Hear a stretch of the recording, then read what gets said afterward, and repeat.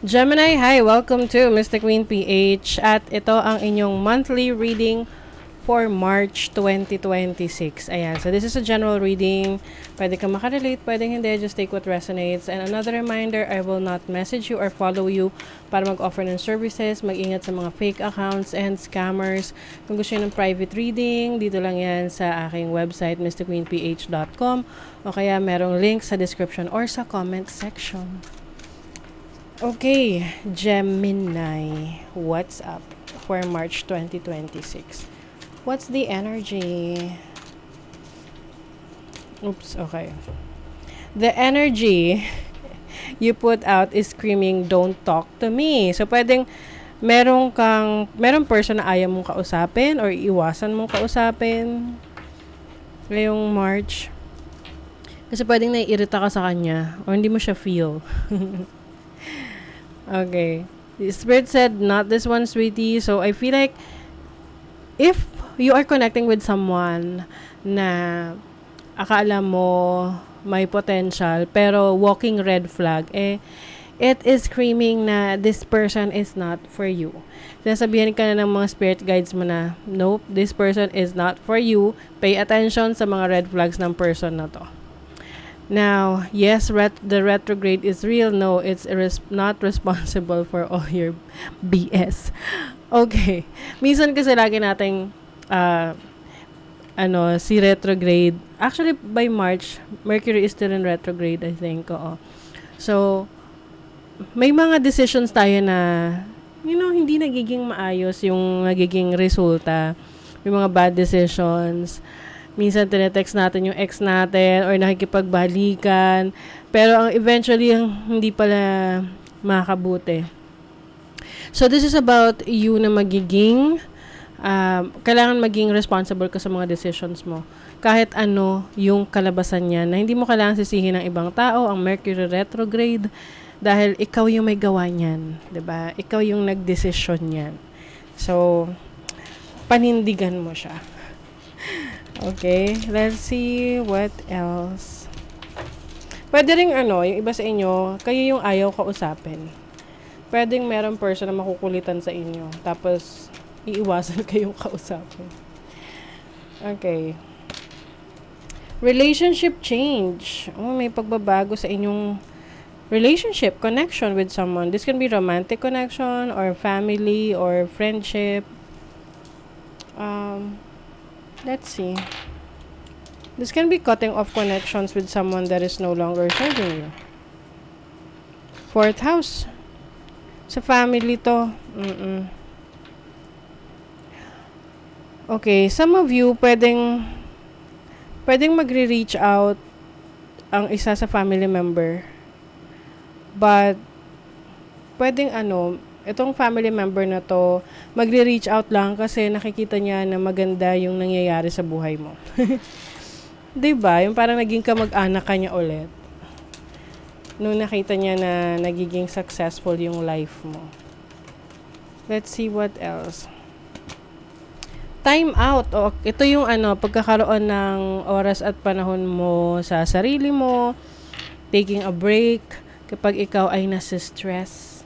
Ang daming number 1. So, 5 plus 6 is 11, 1, 1. Tapos, 7 plus 3 is 10, 1 ulit yon. So, this can be a new opportunities, new beginnings for you na meron kang mga bagong ideas na manggagaling yan or ma-experience mo yan, maiisip mo yan sa mga panahon na hindi ka busy.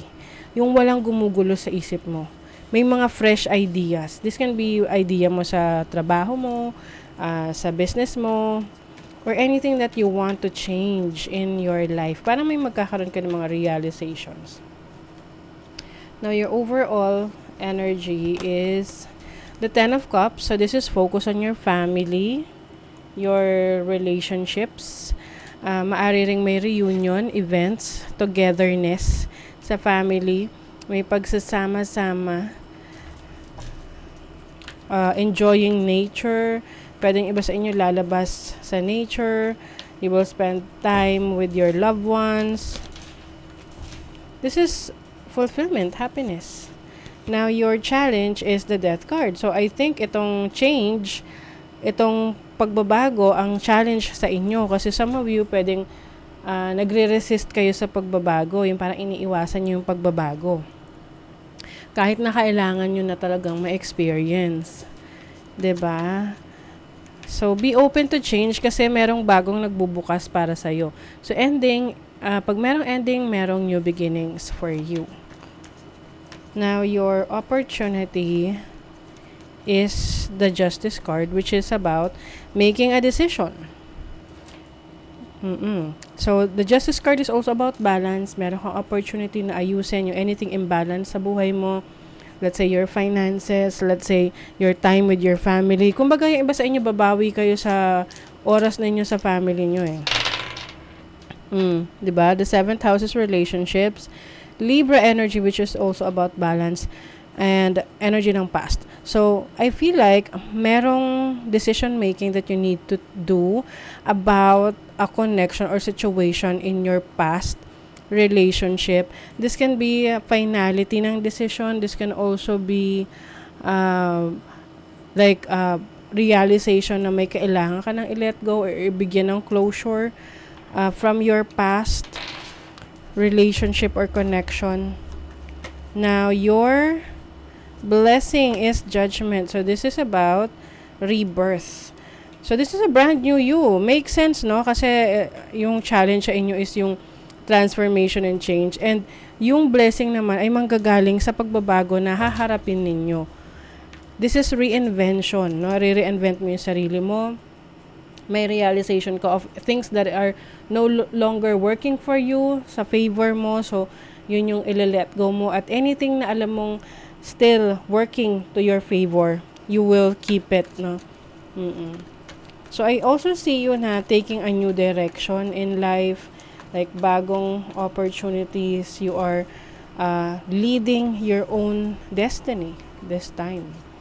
Now, your focus is the 3 of Wands. So, as focus, this is about expansion, exploration. So, pwedeng may mga travel opportunities for you. If you have a business, you want na mas mapalawak pa yung negosyo na meron ka.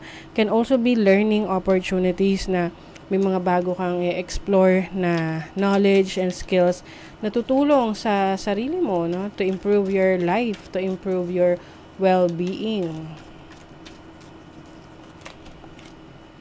Family matters. Definitely for you, Gemini, merong mga issues about the family ngayong March.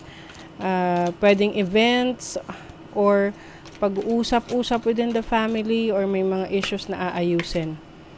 Wish will not be granted. Okay, lagi nyo isipin na kapag meron kayong wish na hindi natutupad or hindi nag-work para sa favor ninyo, it only means na that's not for you or there is something better para sa inyo. This can also be a protection kasi pwedeng hindi naman talaga makakabuti sa inyo yon pag nagpatuloy. Getting together with friends. So, iba sa inyo, itong mga friends na to ay kino-consider ninyo as family.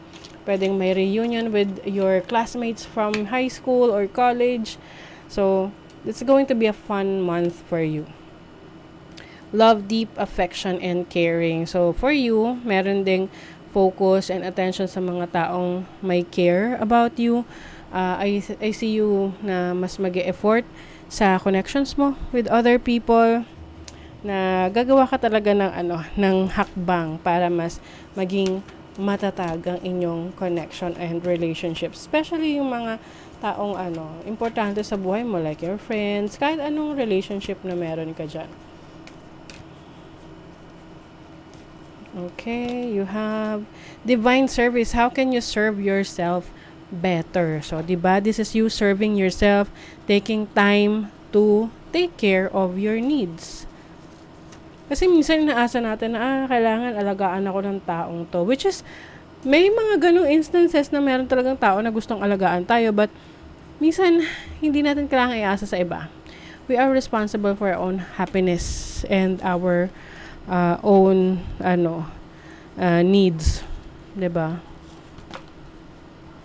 Healing wisdom is surfacing. Stop and listen. So, you are healing from the past.